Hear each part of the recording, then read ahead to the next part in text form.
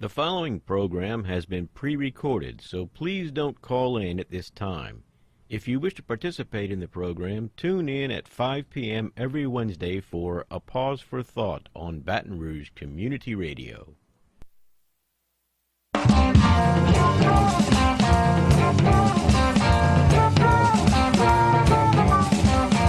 Good evening, fellow humans. This is Wayne Parker with A Pause for Thought here on Baton Rouge Community Radio, 96.9 FM here in Baton Rouge. Welcome to the show, everybody. I'm sure that the throngs of listeners are all glad to have us back with them tonight. By us, I mean Lang Baker. Lang, good evening. Glad to have you here. Howdy, Wayne. As always, I'm grateful for your wealth of crammed knowledge. But, Crammed tidbits. Yeah, crammed tidbits. Well, we do the best we can for busy people, I guess. I work and you're just busy retired. Anyway, this is a live call-in show, 343-9927, 343-9927. Call in and speak your mind, ask questions, correct us, or whatever, and maybe answer some of our questions, because we definitely don't know everything, though Lang almost does. 343-9927. Call in and give us a shout. Tonight's topic is the Morman Wars in America. And as always, when I come up with these topics, once I get into them, I find out they're more complex than I had thought. But that's okay. The trick is that we pick a topic and we get interested and we learn something about it. Anyway, the Morman Wars in America, and hopefully we'll have time to get to religious tolerance in general in America, whether or not it ever really existed. Anyhow, Lang, getting to the Mormons, they are also called the Latter-day Saints, the Church of Latter-day Saints, and the Mormons themselves, at least in this one article I have on the Missouri conflict, Max Parkin calls them the Saints, simply the Saints, which is kind of pretentious, I suppose. But anyway, so what were they? What were the Latter-day Saints? Where'd they come from? Well, they're an American original, from what I've read. Started back in 1830 by Joseph Smith in New York, Western New York. And the religion grew from interest in a newly published book by, called the Book of Mormon. By Joseph Smith, yes. Joseph Smith, and he claimed as his source of epiphany. The Book of Mormon describes itself as a chronicle of indigenous American prophets that Smith said he had translated from golden plates. Golden plates. I've read a good bit of Native American history, especially their side of their history. The later years, a lot of the Lakota Sioux wrote books about their lives and religions and whatnot, and nowhere was it mentioned that they had prophets or a written language or gold upon which to write things. I find that interesting that Joseph Smith would claim to have found gold plates.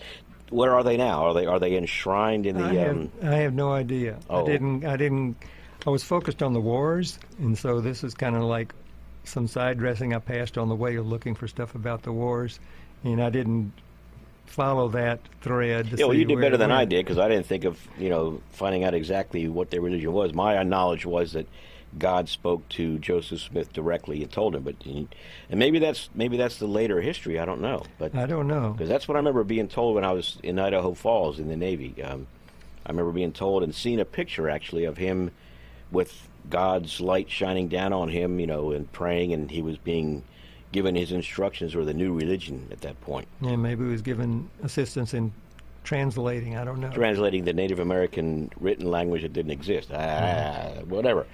So out of this, Smith intended to establish the New Jerusalem in North America, right, which was to be called Zion. Zion, yes. And this is what led the movement from, or the travel from Western New York out to the Midwest.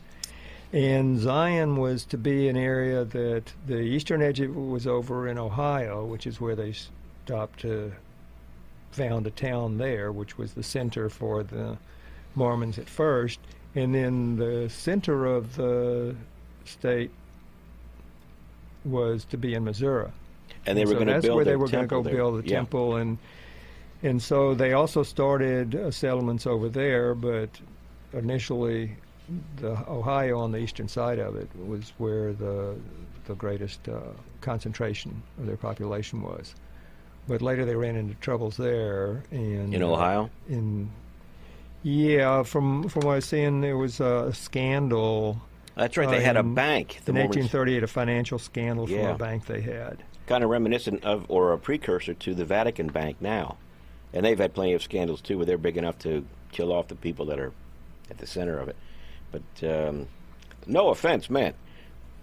But anyway, so yeah, they had problems there with that scandal, and then I guess they began moving more into Missouri, and that's where their big problems came with other people. Yeah, well, they had already started building up their population in Missouri back in 1833, and the scandal in Ohio came later in 1838, and so then there were a lot of defections from the scandal, and the ones that didn't defect, they moved over on into Missouri, is how I understood it. And so then concentration of their population increased in Missouri, and they were also sending missionaries to Europe and bringing in converts. From And there, very that fast, was relatively causing the population to Right, grow they as were well. growing very fast. They were converting Native Americans also, I think, or they were making friends with them anyway, probably trying to convert them, even though they got their religion from them, supposedly. Right. But yeah, so in Missouri is where the first confrontations that are described as a war. yeah, Mormon and, war and I occurred. wanted to mention that too. In this article or section of the Mormon Encyclopedia written by Max Parkin, he cites 5 different factors that went into the resentment and the eventual vandalism and violence against Mormons. He says first is the marked cultural differences that set the Mormons apart, or the saints apart from the locals. He says here, with New England roots, most of the Latter-day Saints valued congregational Sabbath worship, education of their children, and refined personal decorum. Okay, so they were hoity-toity, probably held their pinkies out when they drank their tea and everything else. But the locals, in contrast, many held no schools for their children, and Sunday cockfights attracted more people than the church services. And I read somewhere, I don't have the source anymore, but the original governor of Jackson County, where the Mormons were settling, when they got there, the governor of that county was a Dorfman A. Trump. And I wonder, I don't know if there is any connection with the current president of the United States, but I found that rather interesting. Anyhow, another factor, along with the cultural differences, was that the Missourians considered the Latter-day Saints to be strange and religiously unorthodox. And, of course, as you mentioned, the Saints were very strident in expressing their views, and part of their faith was that they were going to take over everything and rule the world when Jesus came back. Right? Right. That's why they were heading out to build their new Zion in northwestern Missouri, because that's where Jesus' second coming was to occur. And when that happened, then they would be given all this land, and their enemies, meaning the previous inhabitants of the area, would be driven out. Or Interesting. Interesting. But anyway, interesting that Jesus was going to come back, here. real soon. Real soon, correct. This one factor here about the people thinking them strange and religiously unorthodox. I remember when the Branch Davidian sanctuary was destroyed by federal, agents. A lot of Americans, a lot of my co-workers at the time all say, well, they deserved it. They were just a bunch of religious wackos and things like that. So that attitude is still around today in America, not surprisingly. But the third factor that Mr. Parkin relates is the Latter-day Saints lived on church lands and traded entirely with their church store or blacksmith shop. So they were resented for being exclusive, much like the Mormons are out in Salt Lake City today. And really much like the Jewish communities have been historically too. And I wonder if, keeping it to yourself and being exclusive is a defensive measure, I guess, because certainly the Jews have suffered persecution forever. But anyway, it also creates resentment when you're acting better than everybody or separate from everybody. I know that from experience. If I don't socialize with people in certain groups, they start to resent me. Strangers anyway.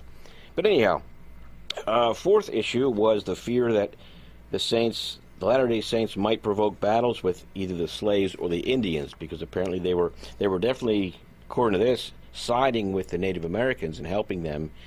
And I would imagine they were also being nice to the slaves as well. Yeah, well, my source says they were sympathetic to the abolition movement. Sure, yeah, and that had to be a problem for many of those locals.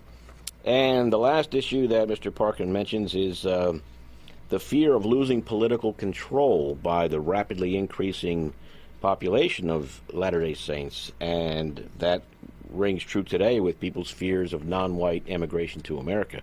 But you were saying earlier, when we talked before the show, that they were actually succeeding in taking over the political environment. They had control of numerous government institutions, did they not? Well, in some of these places, they were like the only people there. In Missouri, they were driven out of one county, and there was more conflict arising. The legislature of the state carved out a new county for the Mormons, and so you'd expect that they would be in control of all the government operations there, because they had been... It was their county. It was their county.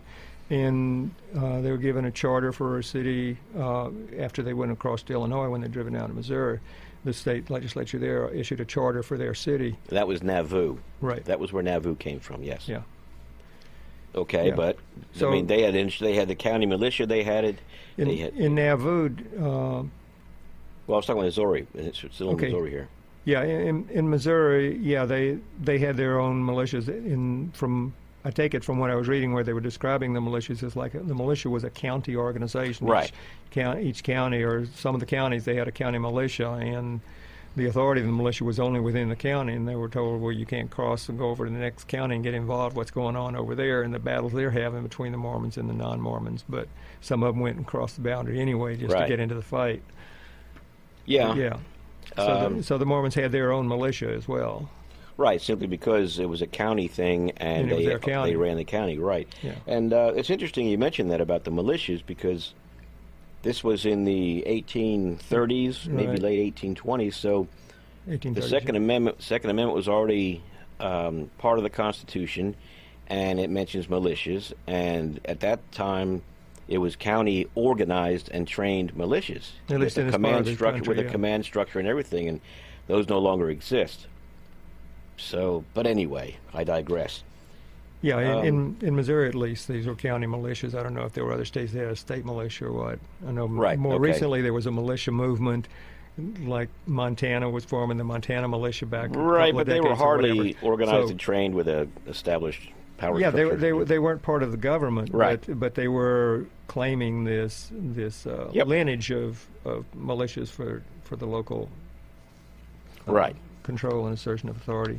Okay, so the Mormons increasing their power in Missouri is and of course their attitudes and their theology and everything else was offending the locals, and that's when vandalism against them began. According to this article, July 1833, or the spring of 1832, there was coordinated aggression against them, and initially the local church leaders, when they had these problems with the locals, the saints, they went to Joseph Smith, and he said, hire lawyers and pursue your defense in the legal system.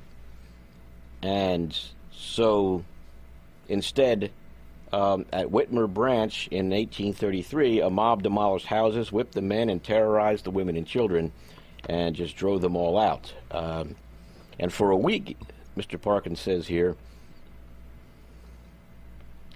for a week, attacks, beatings, and depredations against the Saints continued, and on November 4th, a mob again attacked the Whitmer settlement, making its streets a battleground. And this went on and on and on, really, in Missouri. This was in the early 1830s, and 1836 is when they got their own county. Okay. And then things were kind of peaceful for a while, and then more people started moving in after the bank scandal, right. in 1837, 1838, and the missionaries bringing in new Mormon converts from Europe. The population started to increase, and they went outside of the county they were given by the state legislature and started settlements in other counties around there, and then the conflicts with the non-Mormon population began to increase again. Right, and then chances are, I would imagine they left their own county because they were getting beat up and shot by mobs. But I'm sure there was part of it was their mission also, I guess, because. Well, I think while as long as they were in Caldwell County from 1836 until whenever they started increasing their settlements outside, I guess it was a couple of years later in 1838. During that time, things were pretty peaceful for a couple of years there. Okay, I'm looking here at Jackson County was where some of them were. I think the Jackson County was in the early 1830s before they were given Caldwell County. Okay, and you cool. had all that conflict before 1836, and then they got their county, and then for a couple of years things were fine, and then they started settling, increasing their population settlements in adjacent counties, and then conflict started there's again. the first precedent of the state government, I guess it was, if Missouri was a state then, but the higher government of the area trying to quell the violence and conflict by granting the Mormons their own county. And that was okay for a while. It worked until they went outside of it and began trying to expand, and then all bets were off again. Yeah, that's when that was considered a violation of the compromise. Sure. And so then the political and economic threat was perceived by the non-Mormons in the surrounding so counties. This wasn't just a religious thing, obviously. It was a religious arrogance thing as well as practical matters like politics. Yeah, and another thing that was going on around 1838 was there was a struggle within the leadership of the Mormons in that. As there is with any organization. And so some of them were excommunicated, and so then they started bad-mouthing their former Mormon colleagues to the non-Mormon population around there, and so that inflamed the hostilities between the two as well. And isn't it somewhere in there where they moved to Illinois and they were given the city of Nauvoo or whatever? Well, this was after they were driven out of the state altogether. Oh, okay. There were these series of battles in different counties around there, and some of them, the Mormons were the ones doing the destruction and the pillage and burning of homes, and other instances it was the Mormons that were the victims of it. And along in there, somewhere after all this was going on, there were communications sent to the governor of Missouri saying, "Hey, we got problems down here, and so can't you send some help?" And there were some attempts to go in, and one commander of a group that was sent in, he tried to talk down the mob, and the mob wouldn't listen to him, and the mob started talking to his troops, and the troops started converting over to join the mob in their hostility towards the Mormons. And the governor at one point, he said, "Well, just let the mob and the Mormons fight it out. I'm not going to get involved in this." But then later, during this time of the schism and excommunication within the group, the Mormons issued some declarations that it would be a war of exterminations. There was on the 4th of July, there was a speech by one of the Mormon leaders saying, if the enemies came again to drive out the saints, quote, "and that mob that comes on us to disturb us, it shall be between us and them a war of extermination." This is a Mormon speaking. Yeah. "For we will follow them until the last drop of their blood is spilled, or else they will have to exterminate us. For we will carry the seat of our war to their houses and their own families, and one party or the other shall be utterly destroyed." Well, see, that was the Mormon speaking, and then not too long after that, the governor of Missouri issued the extermination declaration as an executive order, which pretty much said the same thing against the Mormons. It told them you can Missouri move. was going to do the same. You can leave our state, or we will exterminate you. Yeah, yep, that was the deal. And that was back, in whatever the year was, 1838 or something around there. Right. And the Missouri legislature, I think it was in 2004, finally rescinded that executive order, or the Missouri governor rescinded that executive order. And I think you said Illinois had a similar issue where. But that was repealed somewhere in the early 70s. You said, right? Yeah. One of them was, yeah. Yeah. Okay, but now Now we got to move on here because I want to get to the Nauvoo militia and how it played into the settlement at Utah. But Nauvoo was the city that you mentioned in Illinois that they were given by the state. Well, right? no, they fled. They fled across the Mississippi River when they were driven out of Missouri and set up community there and got the state to issue a charter for their city. Right. And it gave them complete control. Well, it was their city, and so Joseph Smith was the mayor of the city. He was the head of the church and the mayor of the city, and the head of the judiciary and the head of the militia. Great. So he had all the different powers under his command. And the malcontents that fell out of the church as a result of that financial scandal and no doubt other reasons, power struggles, they came with him, I guess, and set up a newspaper in Nauvoo. Did they not? Well, there were some dissenters.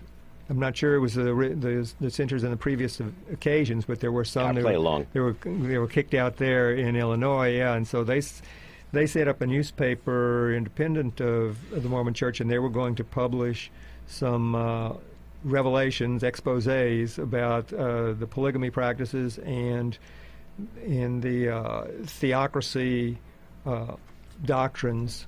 Basically scaring people, rabble, basically. And so, as mayor, he had he called for an investigation of this, and then as the judge, he issued an order. They found that this was a public nuisance and issued an order for destruction of the press of these malcontents, and then as the head of the militia, he sent them in to destroy the press and burn all the copies of their newspaper. And this action is what aroused the anger of the non-Mormons in that area against them. And that was when they formed the Nauvoo militia, I believe, which was an official, the Nauvoo Legion it was called. That's what they called it. And they kept that organization, at least on paper, after they moved to Salt Lake City. Yeah. But I want to remind listeners real quickly, you're listening to Wayne Parker and Lang Baker. I'm late in reminding this, but you're listening to Wayne Parker and Lang Baker here on A Pause for Thought on Baton Rouge Community Radio. We're talking about the history of the Mormons and the American Morman Wars. 343-9927 if you'd like to call in and share your thoughts, views, questions, or give some corrections. 343-9927.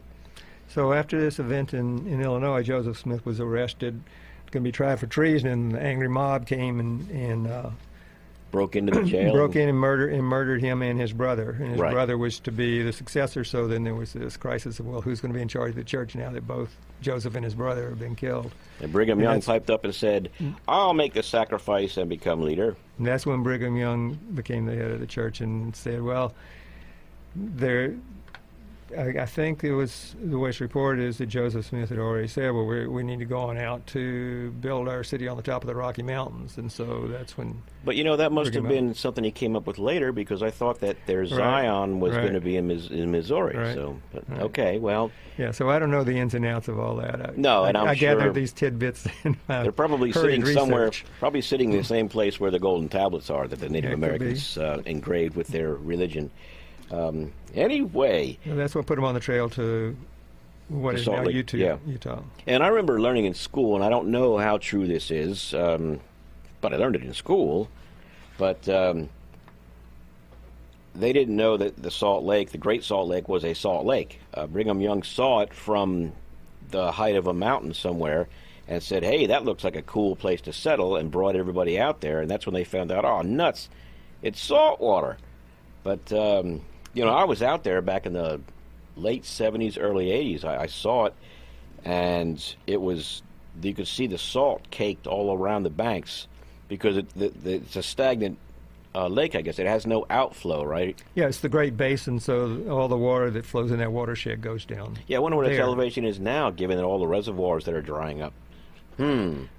Anyhow. But, it was a big mistake, really. You didn't realize it was salt water. You can't drink, you can't do anything with it. You can't water your crops or anything. And the reason it's salty is because it's evaporating, and the salts that are naturally in water are concentrated. And so the remaining water is salty. Anyway, so they ended up starting to have problems, the same kinds of problems there as they did in Illinois, Ohio, and Missouri, and largely for the same reasons, did they not? I don't know. I can't give you that much detail about this. I know that they went out there in 1847, or they got there in 1847, and they were going to this was around the time of when the U.S. first acquired that land, and it was not yet a territory. It became a territory in 1850. A year or two before that, the Mormons wanted to petition the United States to admit them as a state. And they created their own state, or declared their own state, called the state of Deseret or Deseret, as you said, the electronic voice on Wikipedia told you. Right. But who knows? Maybe that was some Indian person have to over look in up India. the Indian population. Or maybe just a computer reading the spelling and saying, "Oh, that's Deseret." But anyway, it says here that President Buchanan ended up sending thousands of troops to the region, to Utah Territory, as a result of the local settlers' discontent with them befriending the Native Americans. Well, I think the problem here was, see, this was declared a territory, and they were having conflicts with the federal appointed officials that were sent out there. Initially is the Millard Fillmore president who had appointed Brigham Young as the governor of the territory when the territory was first created. But then when Buchanan became president, there was all this journalism rousing up the population of the U.S. against the polygamy that was being practiced in the theocratic doctrines. And so Buchanan was feeling pressure to appoint non-Mormons to the federal positions out there, and then there was a conflict between that because these federal officials would come back and complain to the federal government about what's going on out here. And this was not long after the Mexican-American War ended, and we took all that territory, and Utah was a part of that. And if that hadn't happened, the Mormons would have had to deal with the Mexican government, I guess, and they probably wouldn't have cared at that point. But that was part of the factor, too. They were trying to start their own state in land that the United States had just acquired through war, and our government couldn't let them do that. Yeah, I think from somewhat I read, it was like they went out there and wanted to be part of the United States and protected by the United States. But they wanted to be far enough away that they wouldn't run into the kind of problems and conflicts that they had back in Missouri. Yeah, it's very similar to what the Jews did in Zionist Israel. I mean, Israel was their Zion, or Palestine was their Zion. And that's the main reason why so many Arabs hate Jews today. It's not so much Jews in general, it's the Zionist Jews, the people that wanted their own territory in their territory that made them mad. But is there anything else on the Mormons you'd like to talk about? Because I'd like to talk briefly about religious tolerance in general in America. Yeah, you can go ahead. We're about out of time. Go ahead. We are too. Yeah, so thanks for giving me your permission, Lang. But you didn't even have to ask it. Yeah, I know, but yeah, because it's my show, right? Yeah. Anyway, I'm looking at a Smithsonian Magazine article from 2010. States its title is "America's True History of Religious Tolerance," and basically it says we never had such a thing, and that's true. The First Amendment was an afterthought insisted upon by the states after the original Constitution was ratified, and all it did was restrict the federal government from interfering with the state religions. And in fact, there were a number of states in the newly created Union that had state-sponsored religions. And I think in the South, it was Anglican. They were Anglican down here. And it was the Baptists that came much, much later. But state-sponsored governments in the United States existed up past 1868, up past the Civil War. I'm looking at a chart here on a website here, and I think it's New Hampshire. Yes, New Hampshire looks like the last state to finally abolish their state religion. So, regardless of what religion you were back then, you had to pay taxes to support your state's religion. And there was nothing you could do about it other than rebel. And naturally, since most non-members of those churches were in the minority, they didn't do that. You just moved to a state that had your religion, if there was such a state. If there was, right. So, yeah, and of course we've had religious violence in this country. The general attitude today among many Americans toward Muslims because of 9/11. It's basically America has never had religious tolerance. And really human beings have never had tolerance for anything that was different from their crowd. Is that not true? Would you not agree? I'll put it I that would way. not agree. You would not? I wouldn't agree with making that kind of a generalization. There Okay. are some human beings who do, and some humans who Oh, don't. I understand. And Yeah, from but day to in day, general, they change. societies tend toward the lowest common denominator. That was one of Emerson's thoughts, which we're going to talk about someday. Okay. Someday soon, actually, when I get back from vacation. Anyhow, you've been listening to Wayne Parker and Lang Baker here on A Pause for Thought on Baton Rouge Community Radio. We've been discussing the history of the Mormon Church, or the Church of Latter-day Saints here in America, and religious tolerance in general that doesn't exist and never has. But anyway, we're out of time. We got to go. Thank you for listening, and have a good night.